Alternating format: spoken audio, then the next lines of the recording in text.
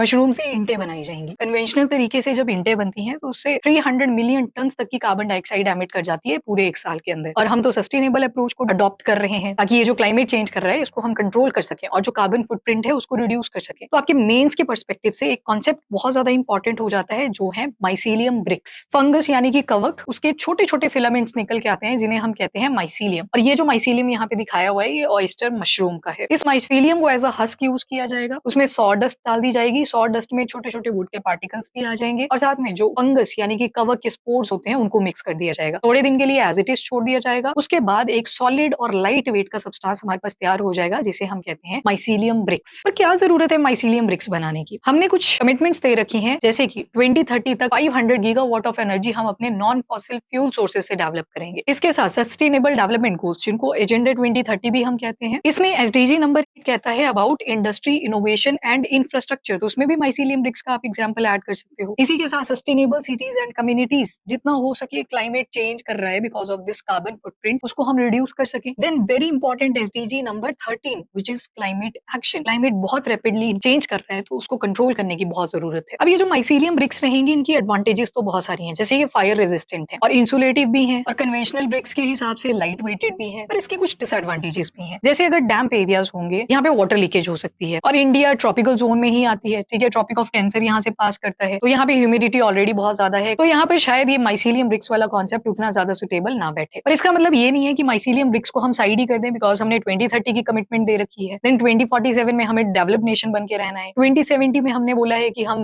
Net zero emission वाली country बन जाएंगे। कुछ सॉल्यूशंस अडॉप्ट करे जा सकते हैं कि जो स्ट्रेंथ टू वेट रेशियो कम है इन माइसीलियम ब्रिक्स की उसको इंप्रूव कर दिया जाए और उतनी ही टेंडेंसी लाई जा सके जैसे कन्वेंशनल ब्रिक्स के अंदर होती है। रिसर्च एंड डेवलपमेंट पे फोकस करने की जरूरत है कि इन माइसीलियम ब्रिक्स को और ज्यादा टॉलरेंट बनाया जा सके और ज्यादा फायर रेजिस्टेंट बनाया जा सके और जो अल्ट्रावायलेट रेज आती हैं फ्रॉम द सन उनसे प्रोटेक्ट करा जा सके। तो माइसीलियम ब्रिक्स का आइडिया तो अच्छा है पर उसको और ज्यादा इंप्रूव करने की जरूरत है रादर देन उसको पूरा ही डिस्कार्ड कर दिया जाए।